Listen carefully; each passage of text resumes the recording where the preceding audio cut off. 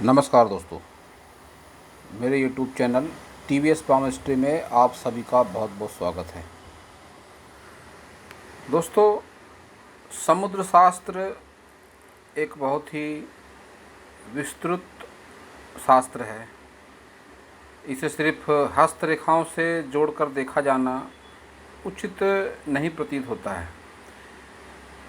इस शास्त्र में मनुष्य के पैरों का भी वर्णन है, अन्य भी अंगों का वर्णन है, जिसके माध्यम से हम जान सकते हैं कि कैसे पैर रहने पर कोई महिला शुभ या अशुभ हो सकती है। इसका बहुत ही विस्तृत वर्णन है। मैं साधारण भाषा में संक्षेप में आपको बताने का प्रयास करूंगा इस वीडियो के माध्यम से कि किस तरह के पैरों को समुद्र शास्त्र में अच्छा माना गया है। अब यह जो आप पिक देख रहे हैं इस पर, अब यह भगवान भोले भंडारी का हाथ है और यह पैर माता पार्वती के पैर है। अब यह पिक्चर काल्पनिक हो सकता है, चित्र किसी कलाकार की कल्पना से या तकनीकी माध्यम से बनाया हुआ या हो सकता है, लेकिन वस्तु स्थिति यही है कि भोले भंडारी का हाथ है इस तरह से और माता पार्वती का पैर है, और उनका पैर इतना ज़्यादा कोमल है कि आप देखेंगे यहाँ पर यह पत्थर नुमा कंकड़ पत्थर दिख रहे हैं। तो भोले भंडारी ने अपना हाथ नीचे रखा हुआ है कि इनके पैरों पर पत्थर कंकड़ ना गड़े। तो इसे अगर समुद्र शास्त्र से जोड़कर देखा जाए तो माता पार्वती के पैर अत्यंत ही शुभ थे। वैसे तो वे देवी हैं, शुभ तो होते ही हैं देवी देवताओं के पैर, लेकिन मैं समझाने का प्रयास कर रहा हूँ आपको कि इस तरह के पैरों को शुभ माना गया है हस्तरेखा विज्ञान में, जो कोमल हो, लालिमा लिए हुए हो, और ऐसा माना गया है कि उसकी आकृति कुछ कछुआ नुमा होनी चाहिए। अब ये जो पैर देख रहे हैं आप, कछुआ नुमा आकृति का मतलब ये है कि जब भी पैर धरती पर पड़े तो ये जो बीच वाला भाग है, ये बीच वाला भाग ज़मीन से थोड़ा उठा रहना चाहिए कि ज़मीन पर ना पड़े, उंगलियां ज़मीन से टच हो, एड़ी का निचला हिस्सा ज़मीन से टच हो, लेकिन बीच वाला भाग जो है यह ज़मीन से ऊपर उठा हुआ हो। तो ऐसे पैर को समुद्र शास्त्र में शुभ पैर की संज्ञा दी गई है। अब इसमें और एक बात है, जैसे ये पैर दिखाई दे रहे हैं आपको, उंगलियां इसमें फैली हुई दिखाई दे रही हैं, उंगलियों के बीच में गैप, सभी उंगलियों पर करीब करीब सभी उंगलियों में गैप दिखाई दे रही है। तो इस गैप को अच्छा नहीं माना गया है समुद्र शास्त्र में। और ये जो नसों में उभार दिखाई पड़ रहा है, यह उभार भी अशुभता की श्रेणी में लाता है ऐसे पाँव को। तो नसों में उभार को और फैली हुई उंगलियां समुद्र शास्त्र में अच्छी नहीं मानी गई हैं। अब इन पैरों को देखिए आप, सुडौल हैं, सुंदर हैं, नसों का उभार भी दिखाई नहीं दे रहा है, लालिमा लिए हुए है, वहीं सभी उंगलियां एक दूसरे से बिल्कुल सटी हुई हैं। जब भी इस तरह से सटी हुई उंगलियां होती हैं, यह बहुत शुभ फलदायी उंगलियां मानी गई हैं। और इन उंगलियों पर की बनावट पर भी ध्यान दीजिए आप, जब इस तरह से एक के बाद एक, अंगूठे के बाद सभी उंगलियां एक के बाद एक छोटी होती हुई चली जाती हैं, तो इन पैरों को अत्यंत ही शुभ श्रेणी में रखा गया है समुद्र शास्त्र में। इसकी बनावट का बहुत ही महत्व होता है कि अंगूठा सबसे लंबा हो और उसके बाद वाली उंगलियां छोटी छोटी होती चली जाए। तो ऐसे पैरों को बहुत शुभ माना जाता है।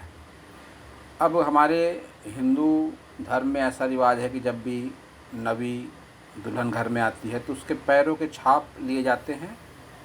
लाल रंग होता है जिसे हमारे उत्तर भारतीय में आलता कहते हैं, आलता से उसके छाप लिए जाते हैं।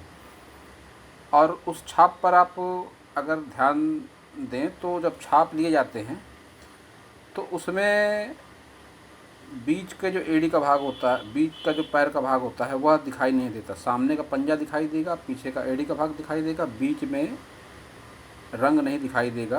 बीच का भाग जो भी कलर का कपड़ा रहेगा उस कपड़े पर वह रंग नहीं आता है। तो ऐसे पैरों को अच्छा माना जाता है। अब इस पैर को देखिए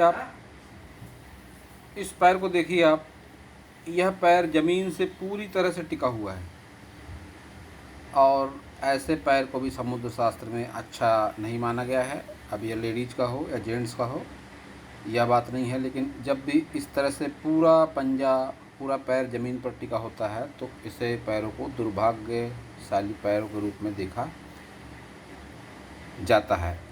इसे सूपाकार आकृति भी कहते हैं, सूपनुमा आकृति वाला पैर भी ऐसे पैर को कहते हैं। और यह पैर को अच्छी पैर की श्रेणी में नहीं रखा गया है।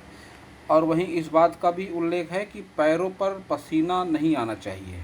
पैरों पर पसीना आना भी दुर्भाग्य का प्रतीक माना जाता है। पैरों को पसीना आना वैसे भी मेडिकल साइंस के हिसाब से भी देखें तो पैरों पर पसीना आना अच्छा नहीं माना जाता है।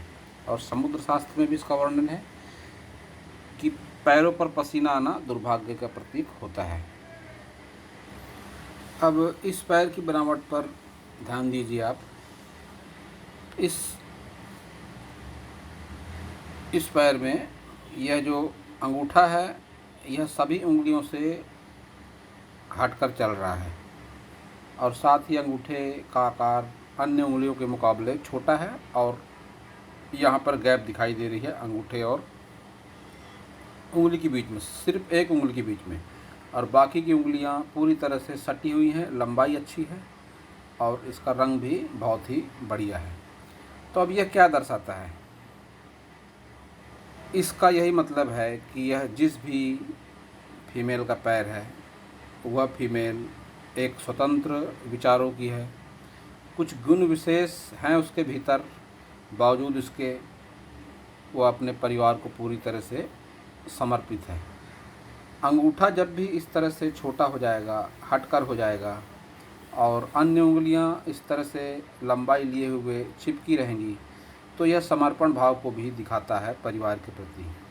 परिवार में समर्पण करते हुए कई बार ऐसी महिलाएं, ऐसी फीमेल अपनी इच्छाओं तक को मार देती है। जब भी अंगूठा छोटा हो जाता है इस तरह से, तो अंगूठा छोटा होना इसी बात को दिखाता है, समर्पण भाव को भी दिखाता है। इस तरह का छोटा अंगूठा और उंगलियां चिपक कर चल रही हैं, मतलब रिश्तों में भी लगाव रखती हैं। ऐसी महिलाएं समर्पण भाव रखती हैं परिवार के प्रति, समाज के प्रति। लेकिन उंगलियां लंबी है तो इसका यही मतलब है कि कोई न कोई गुण विशेष ऐसे महिलाओं में ज़रूर होता है और थोड़ी हठी स्वभाव की भी महिलाएं ऐसी होती हैं, अपनी बात मनवा कर ही रहती हैं ऐसी महिलाएं। और ऐसा देखा गया है कि जब भी इस तरह का पैर होता है किसी महिला का तो उसे परिवार में विशेष सम्मान दिया जाता है। अगर आपकी भी कोई दादी, नानी या चाची होंगी जिन्हें घर के सब काम बता कर किए जाते होंगे, अगर आप उनके पैरों पर ध्यान देंगे तो इस तरह का पैर ज़रूर दिखाई देगा आपको। यह पैर लीडरशिप क्वालिटी को भी बताता है। ऐसी जो फीमेल होती हैं उनके भीतर एक बहुत अच्छी लीडरशिप क्वालिटी भी होती है, समर्पण भाव भी होता है, प्रेम भी होता है। साथ ही ऐसी महिलाएं बहुत ही ज्ञानवान भी होती हैं और समुद्र शास्त्र में ऐसा वर्णन है कि ऐसी महिलाएं आकर्षक व्यक्तित्व की स्वामी भी होती हैं। तो दोस्तों, यह था इस सब्जेक्ट पर मेरा ज्ञान। अगर आपको मेरा वीडियो अच्छा लगा हो तो आप मेरे चैनल को सब्सक्राइब करें, मेरे वीडियो को लाइक करें, शेयर करें, कमेंट करें। और अगर आप भी अपने हाथ का वीडियो बनाना चाहते हैं तो वीडियो की शुरुआत में मेरा व्हाट्सअप नंबर दिया हुआ है, आप उस व्हाट्सअप पर मैसेज कर सकते हैं, अपने हाथ का फ़ोटो भेज सकते हैं, तो आपका हस्तरेखाओं का विश्लेषण आप तक पहुंच जाएगा। पूरा वीडियो देखने के लिए आप सभी का बहुत बहुत धन्यवाद।